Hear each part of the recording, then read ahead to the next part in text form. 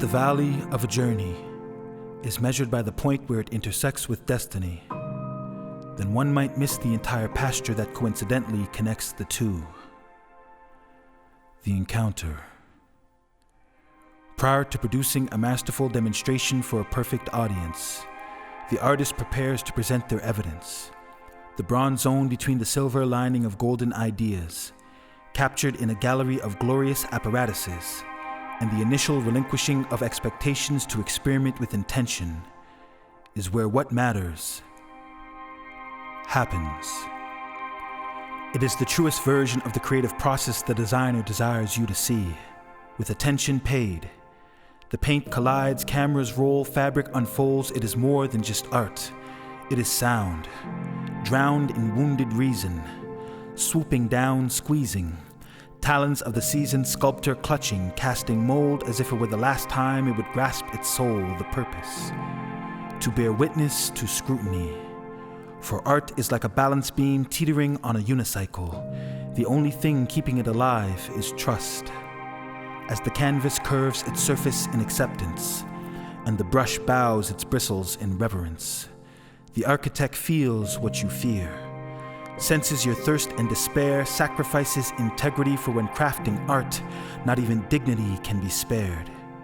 Skipping conversation, diving into deep discussion, the expert illustrator practices sending touch signals like that of a rock, a parent that protects an infant. Look at my wonder, my baby, developing before teary eyes, chiseled into maturity, showing signs of something new becoming, a sworn Samaritan of a city called dichotomy, where birds bark cacophony and dogs tweet soliloquy. It's never perfect, but always right. In this modest moment of skillful manipulation, patterns of energy gather to form identity. Subjectivity overrides anonymity. The immaculate relationship is drafted by the thespian that harnesses emotion as their profession. Here, we don't speak permission or seek agency. Submission is but a suggestion etched in concrete rhyme. This is creation's divine station, a tesseract adaptation, a construct that is not defined by linear time, powerfully subtle, like a tornado in a bubble, metaphysical, not a fantasy but a super sci-fi pseudo-miracle that never really claimed a name in the first place, never caved to a title carved in the mind of the rational. This space is radical, a perpetual lifetime achievement. For days when you can't do anything but embrace solace in the language of a masterpiece constructed as a gift for your existence, the days you would rather the artist curate, distinguish between polished and rough, what goes up and what doesn't make the cut. So you lay your sentiments on a lovely conveyor belt, observing production, trading in apathy for connectivity.